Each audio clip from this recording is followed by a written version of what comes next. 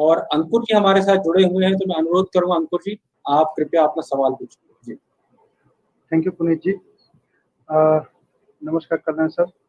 ये बहुत ही सौभाग्य की बात है और आई फील वेरी ऑनर्ड कि आपके सामने ऐसे बात करने का मौका मिल रहा है। और सर एक छोटा सा प्रश्न था, हालांकि आपने इसके बिगनिंग टू एंड तक इसके बनने का पूरा प्रक्रिया और कैसे कैसे स्टेज वाइज आपने सब कुछ बताया है। हम इसके पीछे का थोड़ा सा बैकग्राउंड जानना चाहेंगे कि इसके पीछे सोच क्या थी और इसके पीछे क्या हिस्ट्री जुड़ी है इससे रिलेटेड। तो इस बारे में सर आप जितना विस्तार से बता पाए उतना अच्छा रहेगा सर। Thank you. बिल्कुल बिल्कुल पुनीत जी, मैं कोशिश करूंगा। देखिए ऐसा है, जो थॉट ये था हमारा, thought behind the national war memorial basically to commemorate the soldiers who have participated and made the supreme sacrifice during the wars operations, also to inculcate a high sense of moral values, sacrifice, national spirit and belongings in each and every citizen of India. So that was the basis which was there in the mind of the government of India and the Ministry of Defence. इससे अच्छा tribute मैं समझता हूँ फौजी होने के नाते एक देश नहीं दे सकता था कि एक ऐसी जगह चुनी गई। इंडिया गेट एक आइकॉनिक स्ट्रक्चर है इंडिया में, जिसको 1931 में बनाया गया था। वहां पे जगह देना itself is a main very very I will say very important step by the government of India. उसके बाद जो एक सोल्जर होता है, उसके NOK जिसको बोलते हैं, नेक्स्ट ऑफ किन, उसके माँ हो सकती है, पिता हो सकते हैं, उसकी बीवी हो सकती है, उसके बच्चे हो सकते हैं। जब वहां पे आएंगे तो उनको जो एक मतलब जज्बा दिखाई देगा उनके अंदर में, वो काबिल तारीफ है।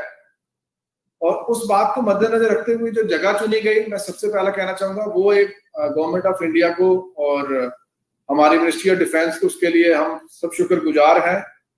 वो सबसे बड़ा काम था।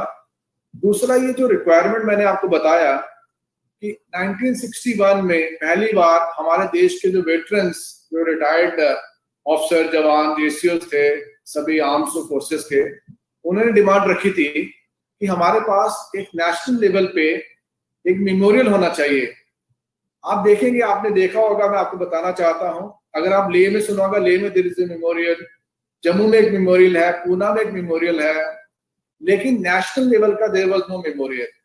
सो इस बात को मद्देनजर रखते हुए जब ये चयन किया गया, जो 60 साल की डिमांड थी, जब 2014 में प्रोसेस शुरू हुआ, तो उसको इस मद्देनजर रखते हुए, इन सब बातों को मद्देनजर रखते हुए गवर्नमेंट ने इसको on priority with the laid down timeline sanction किया और with quality and whatever desired standard. मैं आपको एक और बताना चाहता हूं, ये संसार का सबसे largest area wise war memorial है। 40 एकर्स में कोई संसार में मेमोरियल नहीं बना है। और दूसरा, इसका एक और मेन जो इशू बताना चाहता हूं, जिससे मैंने बताया, हर एक सोल्जर, हर एक मार्टियर जिसने अपना जान दिया, त्याग दिए हैं, उसको एक टैबलेट का नाम दिया गया, टैबलेट उसके लिए रखा गया है, जिसमें उसका नाम, उसकी यूनिट, उसके बारे में बताया गया है। और वो एक बड़े प्राउड का मोमेंट होता है। जैसे मैं बता रहा हूँ, कैप्टन विक्रम बत्रा, उसके पेरेंट जब आए थे यहाँ पे, मैं मौजूद था वहां पे। इसी तरह से मेरे काफी जान पहचान वाले लोग वहां पे आते हैं। वो बड़ा प्राउड फील करते हैं जब वो देखते हैं कि उनके जो रिलेटिव है, जो उनके जो NOK हैं, उनको इतना स्वर्ण अक्षरों में नाम उनका दर्ज किया गया है भारत की हिस्ट्री में।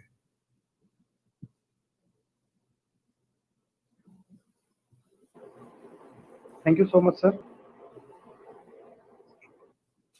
बहुत बहुत धन्यवाद सर आपका। और